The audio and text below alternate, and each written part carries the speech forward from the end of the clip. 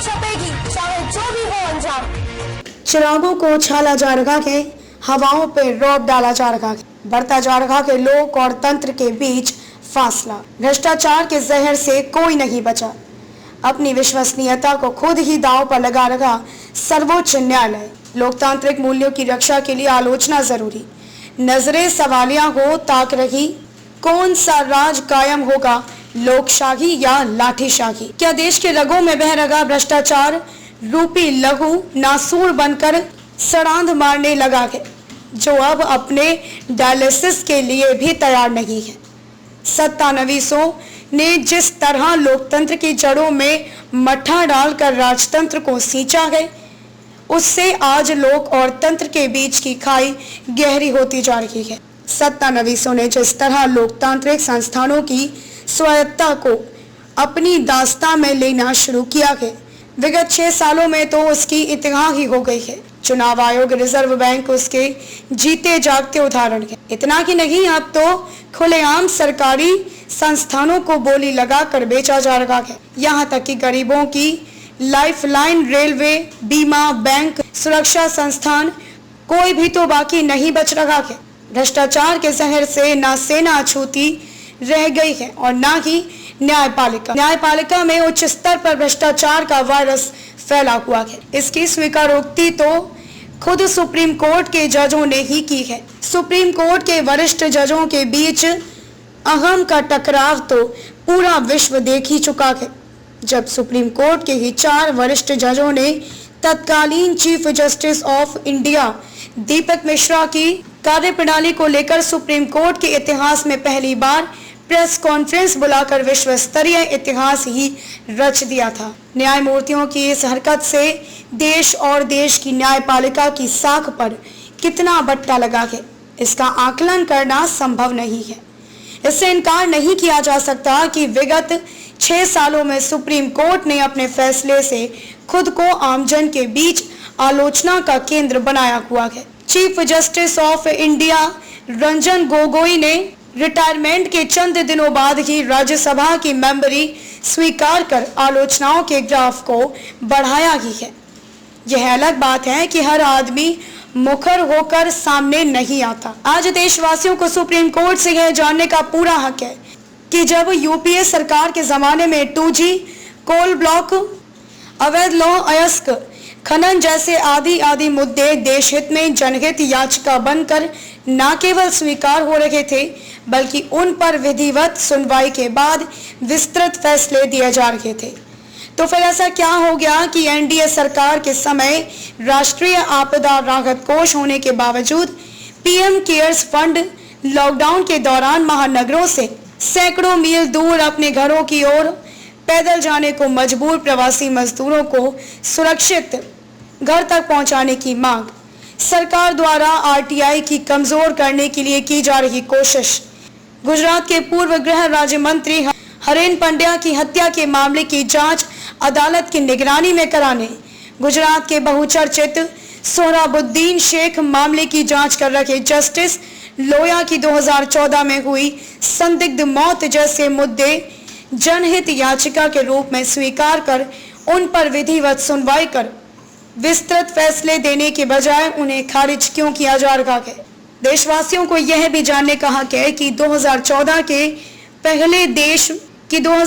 के पहले पेश की जाने वाली याचिकाओं को जब सुप्रीम कोर्ट ने देश हित में माना है, तो आज ऐसा क्या हो गया कि आज पेश होने वाली जनहित याचिकाओं को सुप्रीम कोर्ट खारिज कर रखा है?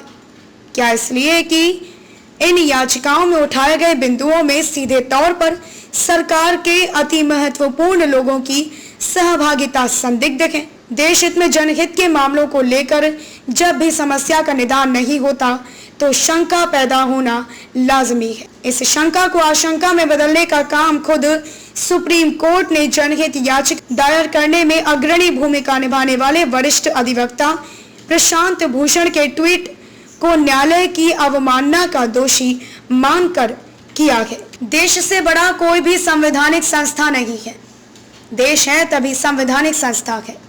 देश नहीं तो कुछ भी नहीं। किसी भी संस्थान का प्रमुख स्वयं संस्थान भी नहीं होता है। देश हित में हर संस्थान की आलोचना जायज कही जाएगी।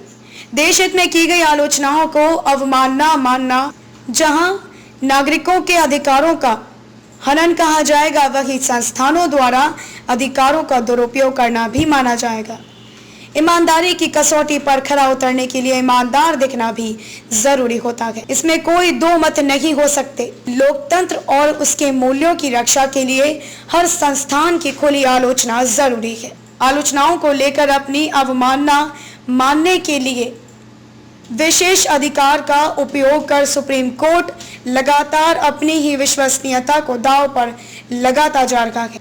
वरिष्ठ अधिवक्ता प्रशांत भूषण मामले को लेकर जिस तरह सुप्रीम कोर्ट ने अपना रुख अख्तियार किया हुआ है, उससे कोर्ट की हठधर्मिता ही उजागर हो रही है।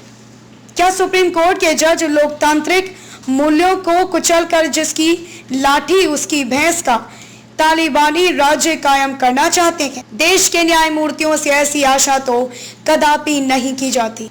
आलोचनाओं से ना तो सुप्रीम कोर्ट का महत्व कम होता है और ना ही जजों की प्रतिष्ठा पर कोई आंच आती है। सुप्रीम कोर्ट ने ही एक मामले की सुनवाई करते हुए सीबीआई पर पिंजरे का तोता जैसी कठोर टिप्पणी की थी। क्या सीबीआई का महत्व कम हो गया?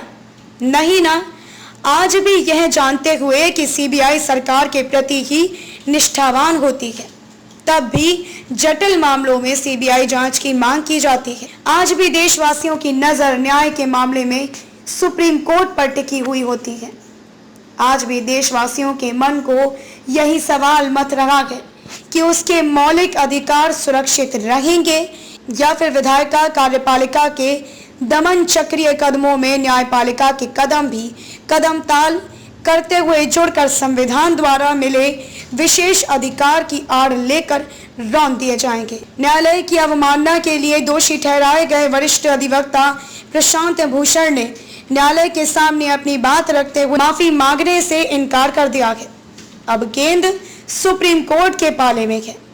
देखना है कि न्यायमूर्तिगण पुनर्विचार कर लोकतांत्रिक मूल्यों की रक्षा करते हैं या फिर देशवासियों के मन में यह आशंका भी उमड़ रही है कि कहीं रिटायरमेंट के बाद फिर गोगोई जैसा कारनामा तो नहीं दोहराया जाने वाला है, क्योंकि बेंच के एक जज 2 सितंबर को रिटायर होने वाले हैं।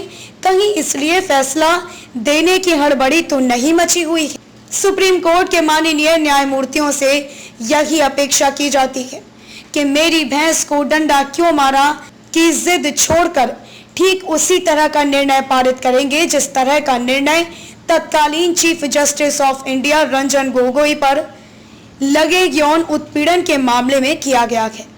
इतना ही नहीं, आपके फैसलों पर आने वाली पीढ़ियां भी सवाल करेंगी कि आपने देश हित में उठाए गए मसलों की अनदेखी कर कहीं गांधी के चौथे बंदरों के प्रभाव में आकर गांधी के 3 बंदरों की भूमिका तो नहीं निभाई। चिरागों को उछाला जा रहा है, हवाओं पर रौब डाला जा रहा है। कटनी से लेखक अश्वनी बढ़ गया, अधिवक्ता स्वतंत्र पत्रकार की खास रिपोर्ट।